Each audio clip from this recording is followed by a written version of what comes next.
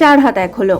সিঁদুরে রাঙা হলো অভিনেত্রী শ্যামপ্তি মল্লিক সিথি, ঠিক যেমনটা কল্পনা করেছিলেন।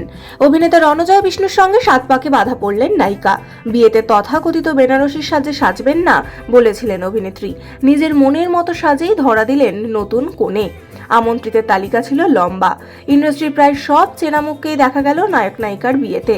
এসেছিলেন ছোট পর্দা থেকে বড় পর্দার অনেক অভিনেতাই। বিয়েতে যতই ব্যস্ত থাকুক না কেন, নতুন বরকনের আপ্যায়নে কোনো খামতি ছিল না। প্রায় প্রত্যেককে সমান গুরুত্ব দেওয়ার চেষ্টা করছিলেন তারা।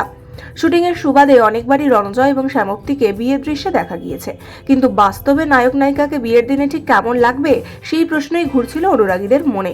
অবশেষে নবদম্পতির ছবি প্রকাশ্যে, তাদের দেখে খুশি সকলে। রণজয় শ্যামপ্তির বিবাহের আসর সেজেছিল নানা ধরনের ফুল আর বাহারি আলোয়। মণ্ডপে রজনীগন্ধার সজ্জা, বিশাল মঞ্চে হবু দম্পতির গ্র্যান্ড এন্ট্রি ছিল নজর কাড়া। আবহে বেজেছে গান, পর্দায় দেখানো হয়েছে জুটির প্রেম কাহিনী, ঠিক যেন সিনেমার মতন।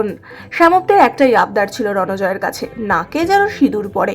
সিঁদুর রাঙা শ্যামপ্তির লাজুক চাউনি দেখে স্বামী রণজয় মুগ্ধ। বিয়েতে খাওয়া দাওয়ার আয়োজনও হয়েছিল এলাহি। একাধিক স্টার্টারের সঙ্গে গলা ভেজানোর জন্য শরবতের ঢালাও ব্যবস্থা। বাঙালিয়ানায় মোড়া বিয়ের মেনুতেও ছিল বাঙালি ছোঁয়া। চিংড়ি থেকে পাঁঠার মাংস সবই ছিল পাতে। এরকমই আরো নতুন নতুন আপডেট পেতে সাবস্ক্রাইব টলিফেস।